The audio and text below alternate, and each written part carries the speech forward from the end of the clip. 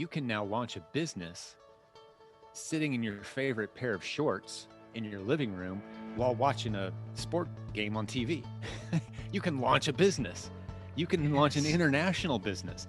And the risk, and this is the key, the risk is virtually gone now.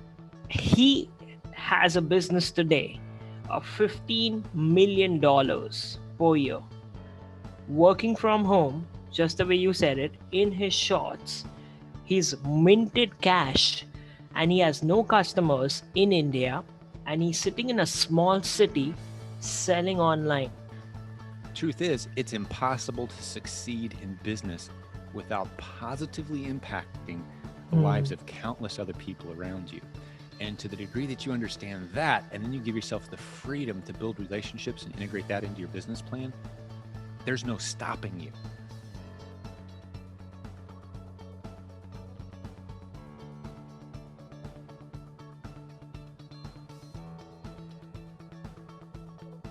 Hey guys, thanks for joining the channel Ashish Janiani. It's my privilege and I appreciate you giving 30 to 40 minutes of your life to something that's going to grow you.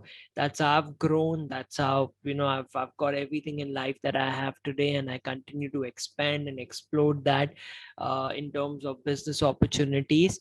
And it's just my pleasure to be the bridge between you and some questions you may have if you were sitting next to or interacting with these great awesome sales and marketing gurus on this planet. Today's guest, as every guest, is very special. I know I say that, but it's very, very special because I thought this interaction was going to be more about how do you do online marketing? How do you do online sales? Okay. What's the power of the internet? Our interview was about all this, but can you believe at the core of all this was relationships and heart? Can you even think about having heartful relationships over the internet, which really mean something? That's what makes this guy so special, unique, and he's an expert because even the VP of Amazon, who is the left hand to Jeff Bezos, asked him once, Jim, if you were handling sales for Amazon, what would you change about us? And his answer would surprise you. Okay, so let's welcome Jim Cockrum. Hey, Jim, how you doing? Good afternoon out there. I'm doing great, man. How are you? I'm doing good out there. Yes. Now, the first question I had, because the base that we are discussing today is online business, right? Taking your business online or doing your business online so that you can expand, you can scale, and you can make money while you're sleeping if you've not done it that way. The first question I had for you was, what kind of businesses and products cannot be sold online, if you think there are any products or businesses like that, so we can eliminate them? You know, that's a great question, and it kind of catches me by surprise. Anything that requires face-to-face, handshake, personal, like you can sell the service, but if it has to be performed on site, you can only do it with people who live near you, sort of thing. But even those services can be sold online. You can book the appointments, you can do the scheduling, you can, like I had a guy come and do some work on our water treatment system for our house. It was all done by text, the appointment set up, the time, and then, we're emailing each other, we're texting each other. It's all, so the internet's integrated into every business at this point. Here in the United States, if we can't text you, if we can't get on your website, it's like you don't exist. And I'm sure much of the world's becoming that way. So I'd be hard pressed to think of a business that couldn't benefit from having a presence online. All right, got it. So then I want to break, this notion that people have who are listening to this. There are three things that they think about when they're just starting off in the online business. Sure. It doesn't work, or it will not work for me. It takes too much money, and there is too much competition out there, which is what kind of leads to that decision that it will not work for me. Let's just kind of get rid of these objections that people have in their head, because realization, a kid born in 2000 is 21 years old today, and that's a customer for a lot of people for a lot of coming years.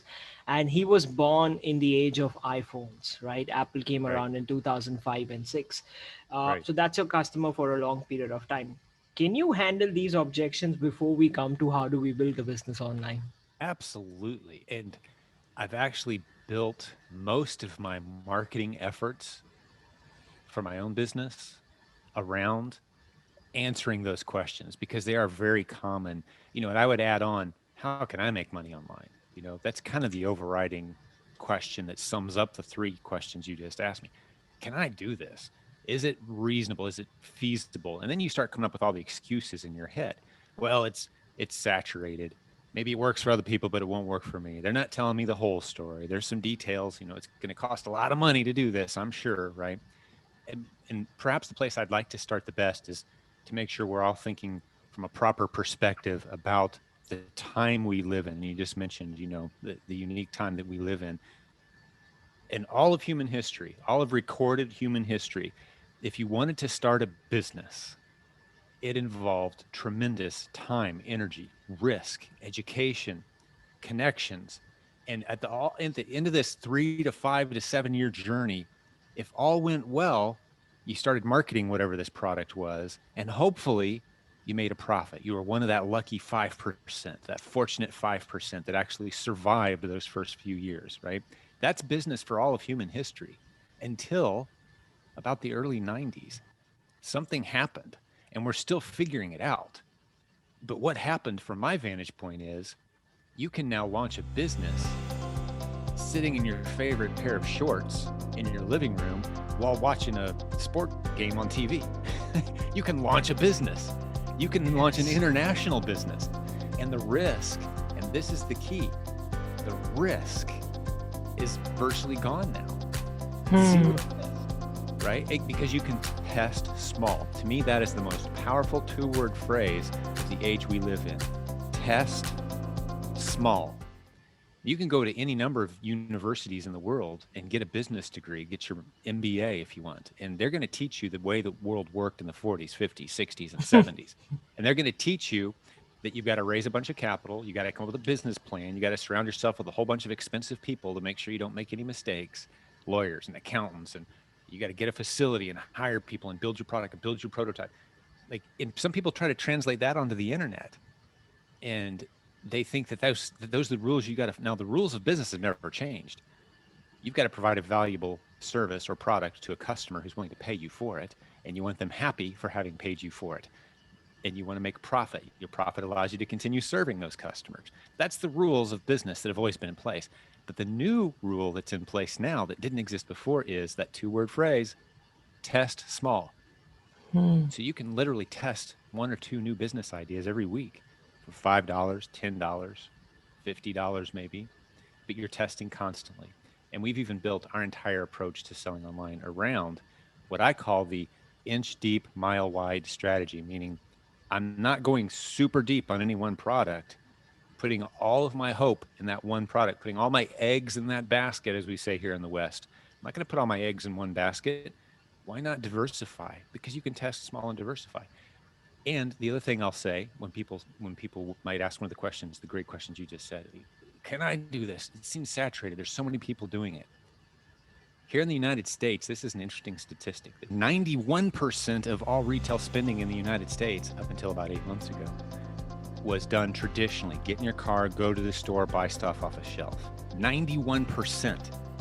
8 months ago, we took a 5-year leap into the future, right? So now we're at about 15%. We're at 9, now we're at about 15%. So if you're going to come to me and say, it's saturated, all the opportunity's gone, that's the number one fact, and that's just the United States. Other countries are lagging far behind in many, many cases. Globally, the opportunity is in its infancy, and I can prove it with facts and data. There's zero saturation. We're actually, I often associate it with the settling of the United States. We kind of started on the East Coast, and then we moved westward, right? And at the point where we kind of populated the entire continent, that was the great transition west. Well, if you think of it from that vantage point, we've not even begun to settle in the East yet of e-commerce. That's insane. And if you're saying that's for US, oh my God. And that's US is like US. so advanced, when it comes to spending. Like people love spending out there, right? If it's 15% now, it's not even 3 to 4% in a country like India. Yeah. Oh, I'm sure. Now, on that note, while you were talking, I think this is a good place to start talking about strategies and, getting a little bit into your book. I just visited when I spoke to you first. I was in a different city visiting my parents, and this is what happened over there. I'm going to give you this case study so we can get into your book. Sure. I have a cousin in a small city in India. He is into jewelry. Okay, and it's not real jewelry; it's artificial jewelry. Sure. In the last 3 years, he figured out that if I sell this online outside India to Australia and the US, I have a chance to make more money because people don't have access to jewelry over there the way you have in India, because India is rich in minerals in that particular format, right? Sure. He has a business today of $15 million per year, working from home, just the way you said it, in his shorts. He's minted cash and he has no customers in India, and he's sitting in a small city selling online to people that he does not know. Mm. Okay. Now, with that thought, I want to dig into any of the book that you want to speak about, but about entrepreneurs who are just taking this as a base and now probably are motivated to, like, all right, let me try this. Where should they start? Which platform? How should they go about it? And you can take examples of some businesses. Sure. Well, to me, one of the most exciting low hanging fruit opportunities, it's available to absolutely anyone. We have, I'll give you an example. I'm going to have a guest on my podcast soon. I interviewed him for the first time about a year ago. He lives in Slovakia. Okay. His name is Joseph Biz, B-I-Z, which is a great last name for an entrepreneur. I call him Joe Biz. So he's in Slovakia. Amazon has no warehouses in Slovakia. You can't order something off of Amazon and have it delivered to you if you live in Slovakia, unless you're ready to pay like $300 for, shipping and delivery fees. But he's running an incredibly successful business on Amazon.com. How's he doing that? He buys products online in the US, has them delivered to a US based partner who preps those products and sends them into Amazon for a fee, of course. But it's on Joseph's account. It's in Joseph's Amazon seller account. So when the products sell, Amazon sends a check to Joseph in Slovakia. And we've got example after example, dozens and dozens, hundreds actually, of people all over the world who are doing that exact same thing. And that's just Amazon.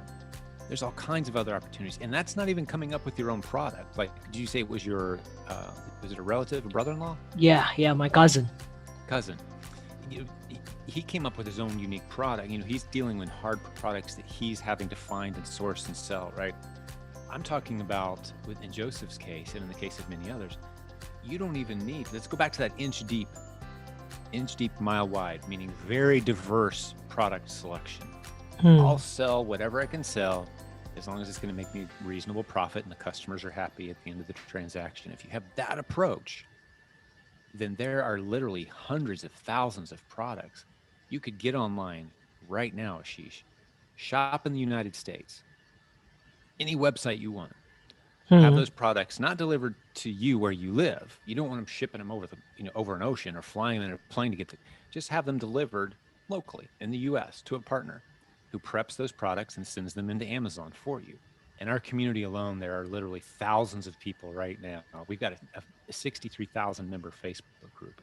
Thousands of them have Amazon businesses that are running incredibly successful. We've got people who are former surgeons, former full-time workers. I just got a text this morning from a guy who used to be a chef. He was working crazy hours away from home. Now he runs an Amazon business from home, buying products off retail shelves, sending them into Amazon, flipping them for a nice return on investment, and putting a healthy 6 figures in the bank, working far fewer hours than he used to. That's the business, and that's just one opportunity. But that's kind of the arena that I've chose to focus on in our community, because to me it's the lowest hanging fruit right now. Wow. If you get that analogy, it's just so straightforward.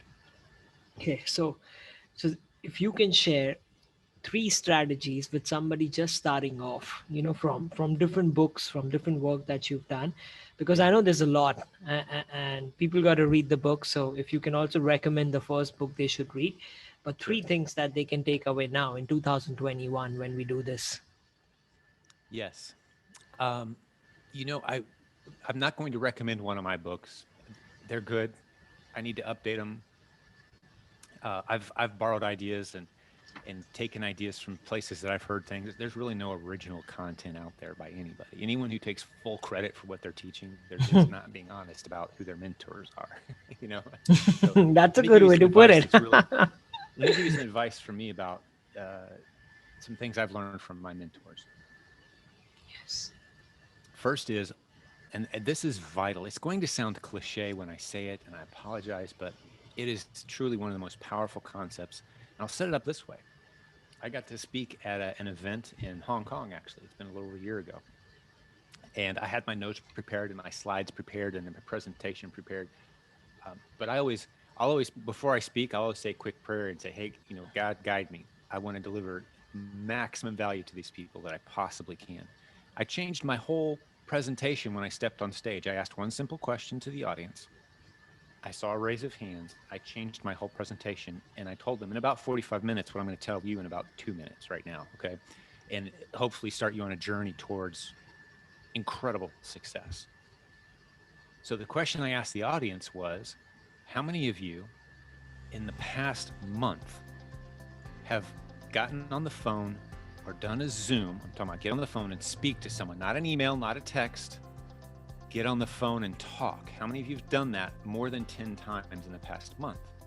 A Zoom call counts. Talking to someone about your business. It could be a mastermind. It could be uh, an expert that you've sought out and asked for some of their time, a mentor of some sort. It could be customers that you haven't connected with in a while. I want to see those of you in the room. I don't know, we had about 300 people in the room. And I said, raise your hand if you did that more than 10 times last month in the last 30 days. And only about 10 hands went up in a room of 300 people. In Hong Kong. I've got my topic for the day because you're crazy to think, and here's the lesson, that you can build a business online by remaining completely anonymous and disconnected. It's not going to happen. Now, you might have a flash of success here or there, and you'll hear those examples of those guys that sat down in their dark basement and programmed and created something beautiful. But even those guys, if you look at them, they're not a lone wolf because lone wolves don't survive. You can't do this business without relationships. And that's the point of the whole thing that I'm trying to present right now. This would be tip number one, probably the most important thing I could share. It doesn't sound like some kind of big fancy internet technology tip, but it is the most powerful thing I could say based on the question you just asked me. And that is, business doesn't enhance relationships. Relationships are the entire purpose of business. Wow. Business doesn't just enhance relationships. Relationships are the purpose of business. So if your business direction that you're going in right now isn't putting you into healthier, stronger, longer lasting relationships that you want in your life, you're doing it wrong. So you set out to improve the lives. This is a Hebrew tradition. Inarguably the most successful culture in world history when it comes to business, money, and finance is the Hebrew culture.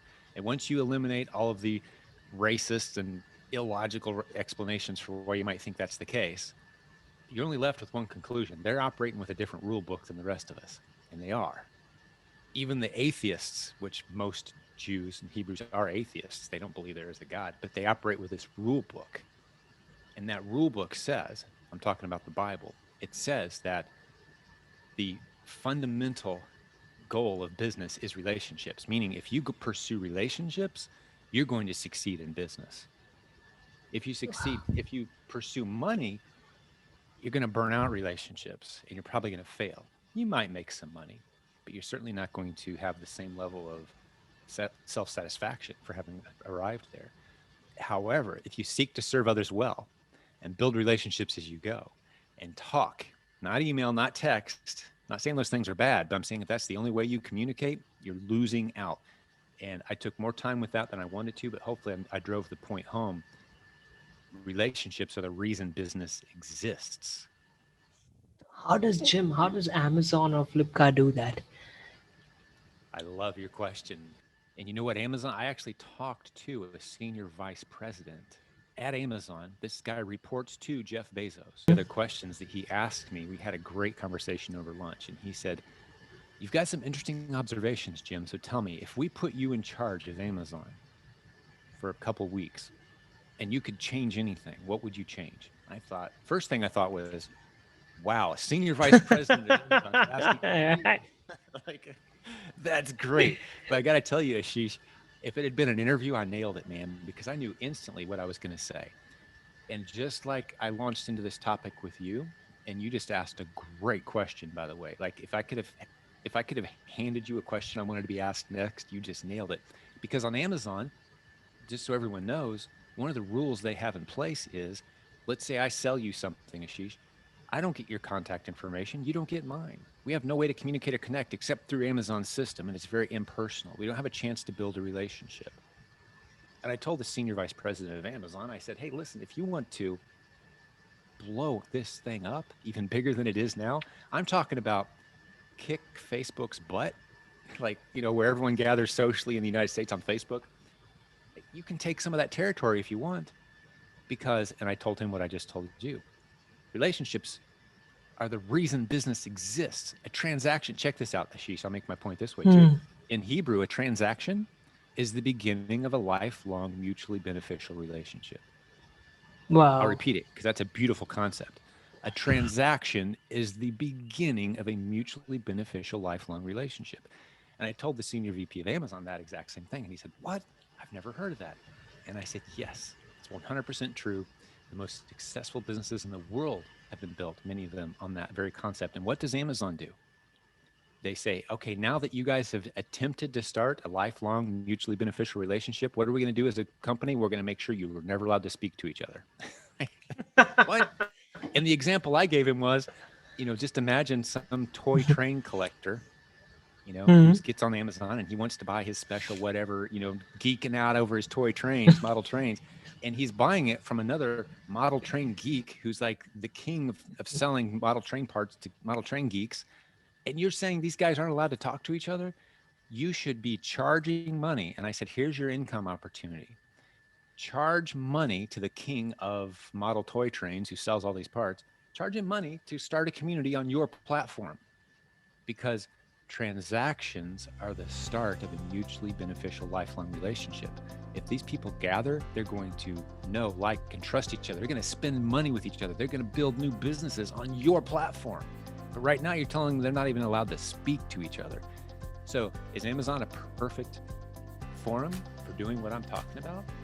Kind of no, it's not right now, unless and until they allow us to communicate with our customers and build relationships with them, which is why I teach multiple income streams. It's very impersonal to sell random items to total strangers. Do you think if a company brought that up, if a company came up with that, it can be any company, right? Facebook, Yes. Instagram, TikTok, Amazon, I mean anything, and they did what you're saying, they would actually, I mean, they would explode at a level we can't think about right now. The problem, the challenge is, and this is me jumping on a bit of a soapbox. Some people might agree, some people might disagree. That's totally fine. But I've got thousands of years of human history on my side. And given 2 hours, I could convince anybody that what I'm about to say is true. If a business is built on a foundation of enhancing relationships between the business and the people it serves, or the people being served are building relationships with each other, that is an unbreakable model. It is so incredibly powerful because, again, business exists to enhance relationships. And so few businesses are built on that premise because we've got this misconception. Even if you go to some of the most famous business colleges in the world, we've got this undertone of business is evil, business is bad, to succeed means you're greedy, profit is an evil word to a lot of people. That just couldn't be further from the truth. And that's one area where, human psychology tells us that if you see an activity that you're involved in as lacking virtue, you will self-sabotage yourself. That's human nature, undeniable. Every Hmm. psychologist in the world will tell you that. If you're doing something and in your heart you're thinking, this lacks virtue, I'm not really a good person for doing this, you're going to self-sabotage your way out of success in that arena. It happens every time. You've got to truly believe in it. So if we're going to be in business, the only way to stay in business is to make a profit. The only way to continue serving your customers without needing donations from somebody is to make a profit. But if we're being told profit is a negative, ugly word suddenly in many circles, so I'm an evil person because I made a profit and my business stayed open? No. The truth is, it's impossible to succeed in business without positively impacting the lives Hmm. of countless other people around you. And to the degree that you understand that, and then you give yourself the freedom to build relationships and integrate that into your business plan, there's no stopping you. The most powerful tool you have as a business owner is your mouth. So I commend you, Ashish, on doing what you're doing right now.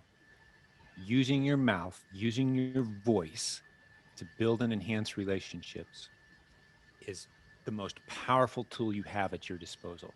Success in business is a leadership journey. I like to ask, especially when I'm speaking to young men, I enjoy speaking to men in their 20s because you can really mess up your life very easily at that age.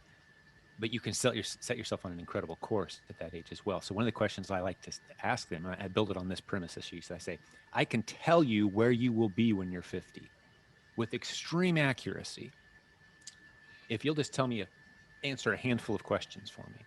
There's 3 or 4 questions I like to ask. I won't ask all of them right now because they each require a little explanation. But one of my favorites is I call it your 3 a.m. list. And I know as we're recording this right now, kudos to you because it's after midnight for you. It's the middle of a sunny day for me. You're sitting up here after midnight, right? You're working hard, so you can appreciate this statement I'm about to make. But let's say it's 3 o'clock in the morning and you're in trouble and you need help. Who do you call? Specifically, how many names could you call? Is my question. Hmm. I want you to get out a piece of paper, not right now. Maybe some people actually do want to do this, though. Get out a piece of paper and start writing down names. I don't care if they're rich, poor, connected, you just met them a few weeks ago, or you've known them your whole life. Those are all irrelevant. How many names? I want a number. How many people could you put on that piece of paper that would pick up the phone at 3 in the morning and say, of course, Ashish, I'm there for you. What can I do? They would wake themselves up. They would see it's you. They would answer the phone and they would be there for you in whatever way you needed. How many people are on that list? Your future prospects of success are based wholly on how big that list is. And is that list growing or shrinking? Yeah, and you know, if I could just add to that while you were talking, that I know, like, I just felt what you said. uh, and I think you can test this once a year at least, even if you're not in trouble, on your birthday. So I've got this theory that how many people message you, WhatsApp you, Facebook you, that's all fine. It's easy to do. How many people give you a call and they wish you a happy birthday from their heart? That's your Yes, life. You know, so that's every really year good. you can test it once, even if you don't want to. Yeah, yeah. And how many people do you call on Exactly, their right? birthday? Yeah, same Right? thing. And how Goes many you both feel ways. is so Goes right, both so ways. right. The Wow, power that's of so the right. voice. One of the other Hebrew truths that they understand very well, and you can actually put some numeric data to this. I'd love for someone to do that, but I'm going to be pretty close. One of the least personal ways you can communicate is, let's say, a text message or an email. 10 times more powerful than that is a phone call. 10 times more powerful than that is what we're doing right now, Ashish, on Zoom, where you actually see, you can see the emotion because anyone who knows anything about communication knows that 70% of communication is nonverbal, right? I mean, that's science, basic established fact. No one argues it. 10 times more powerful than that. So now we're at a pretty extreme factor of power away from email and text is a Hmm. face-to-face encounter, which is why we all remember 9/11 in the United States when the airplanes hit the buildings and it was a horrible day. Over 3,000-4,000 Yeah. people died in a single day. Right? It shut down the airline industry, just shut it down. And those who were watching the stock market, it Airlines went from 30, 70, $100 stocks down to $2, $1. Will we ever fly again? And we were all thinking, maybe we can just do the whole virtual thing. We've got the internet now. Will people ever get on an airplane again? We don't know. Numerous millionaires were born out of understanding the fact that I'm about to share with you right now, which is what I just shared with you, which is people will always want to connect face to face because they know that it's 1,000 or more times more powerful than an email or a written correspondence, right? So if you can get that much power out of jumping on an airplane and flying to another city and meeting face to face, people are always going to do that. Of course they will, let alone their need to explore and seek out adventure. But I'm talking about business travel, right? To see people face to face is a powerful thing. So the people who bought those stocks, they made a lot of money because they understood human nature, which has never changed and it never will. Human nature Wow. has never changed and it Amazing. never What will. what what are the next two tips? Oh my God, there's so much to You know, talk I, about, right? I, We're still on the first tip. Wow. I kind of hit on the second one early on. Test small. Test small. Just got to drill it into your head. If you're sliding big piles of cash into hopefully opportunities that are going to pay off, that's great. A lot of good businesses are born that way. A lot of people go broke that way too, though. It's not necessary any longer to take big risks with your seed money. We have people call us. We have a coaching company.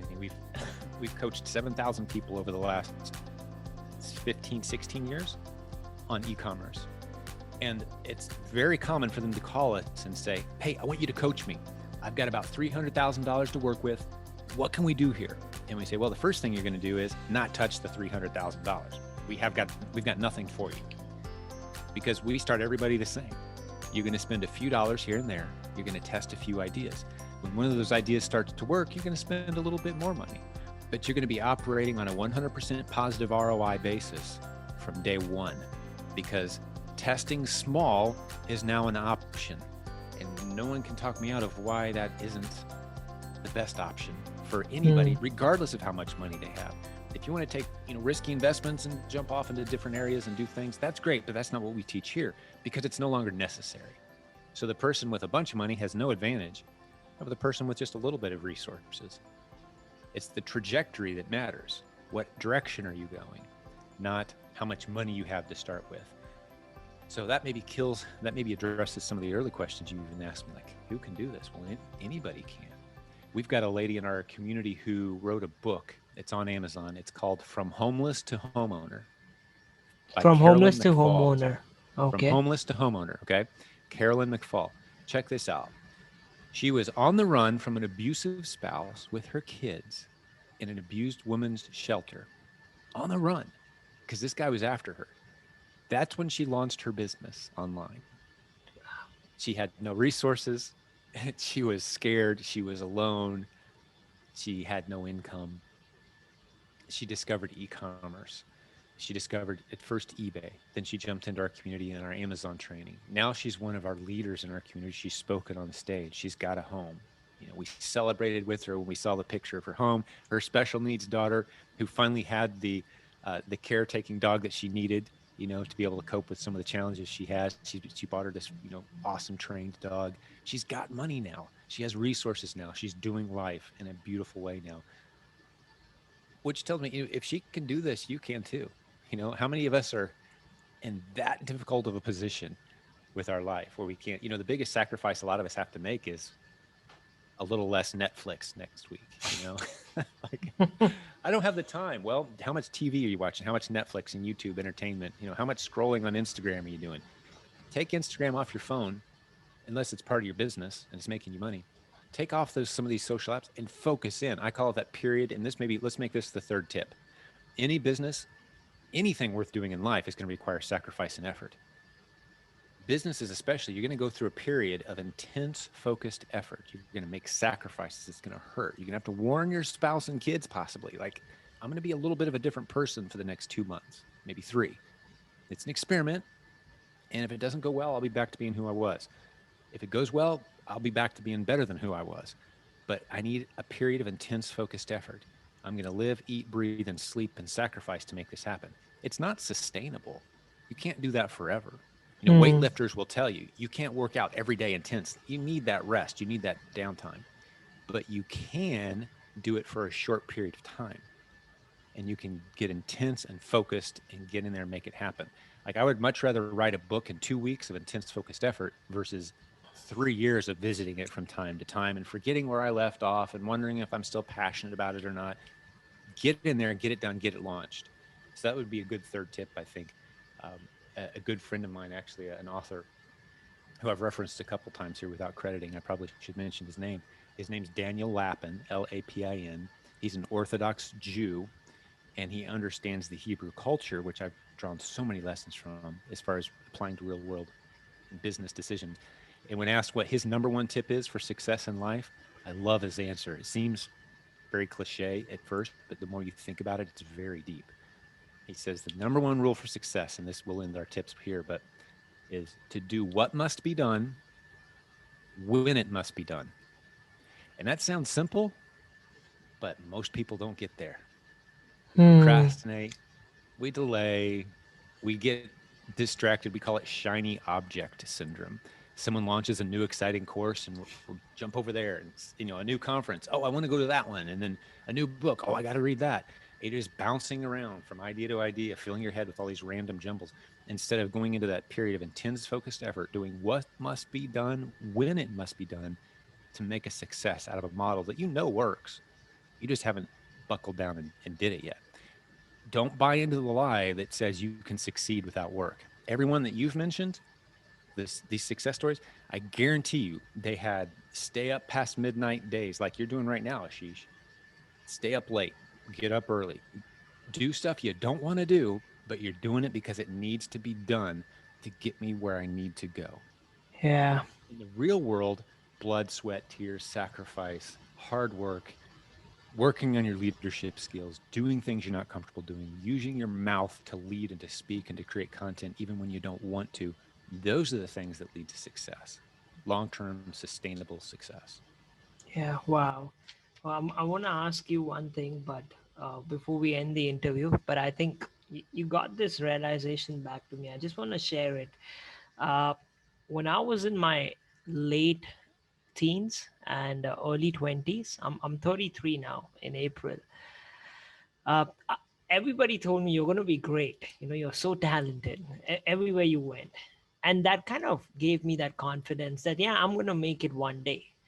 But it went from 22 to 23 to 25 and 26 and 27 and 28 and 29, and I was not there, right?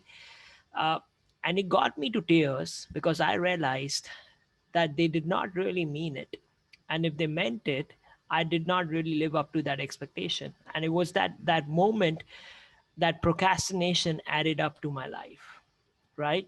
You face the mirror and you look in the mirror of the person you can be, and I think that thought is so, it's so annoying, it's so hurtful, and it then depends how you take it. But I faced the mirror, and I was like, I don't think I'm intelligent, I don't think I'm smart, but I'm just going to now work. And that's how it started. And I said, I'm going to work out every day. And I started working out every day. I've been working out for a while, but I quit the gym. I started working out every day, no matter where I was, at the airports, in toilets, at the house, when I was traveling. I said, if I can work out 45 minutes a day in different intensities, but if I work out, I think that will do something to my brain, as a Yeah. pattern, because it become a habit to everything I do. Hmm. And whatever That's good. it is there today, Jim, like what you said, I don't think it's there where I want it to be, but I feel proud of you know what it has got me to today, like doing an interview with you at 12 in the morning and knowing that I can still be up after this finishing my work. I wanted to achieve that. I think that was Yeah. success, that being Yes. able to do what I said I would do, and that made me proud of myself, and I still want to achieve those other things. But anybody listening to what you said right now, it just got that thought back to me when I faced the mirror. I love the transparency of what you just said. I'm not a big fan of the word authenticity. Some people love that word. you never, I have a theory. I don't think you even know when you're being authentic. We don't even know when we're being authentic ourselves, let alone how can the rest of the world know that transparency is when you speak from the heart. And that's what you just did. I commend you for it. And let me just share something with you that popped in my head that I think might encourage you, because there is a very real connection there. If you can be disciplined in any area, you can be disciplined in all areas. The way you do anything is the way you do everything. So the rules for, I call it the 5Fs, 5Fs: faith, family, friendships, fitness, finances. The way you conduct yourself in any of those areas with discipline will translate over into the other areas. And the easiest one to begin addressing right now is family and friendships. Faith, family, friendships, fitness, and finance. If you have discipline in any of those areas, it will translate over. So the lesson I shared with you about the 3 a.m. list, all about relationships. If you're building relationships, you're worth a whole lot more money than you realize, because you've got those people that you can go to, that you can lean on, you can launch an idea with, right? So it's not just about what you have in the bank that measures your success. It's what's your potential for future success. And that's based on the things that we're talking about right now. Really appreciate this, Jim. And I think we all should work on ourselves. Whatever you said today, it's so crucial. And coming from a guy who speaks about online business, right? I mean, so you gotta believe it. Now, where do people find you? You spoke about your course a lot. Okay, there you go. Silent Jim. Always speaking about talking, and then okay, that's a hashtag. Silent Jim. SilentJim.com. That's my There we go. podcasts and anything I'm up to these days. But whatever it is, whatever I'm up to, whatever I'm doing, you can count on it's going to be relationship focused. I'm going to be all about community, relationships, building a team, that using the internet as a tool. Internet's just a tool that enables us to speed up relationships and trust. Yes. Yes. No, thank you so much. You need to get some sleep. Yeah, I'll take care. You have a great day. Thank you. Bye-bye. Thank you. Good luck tomorrow. God bless.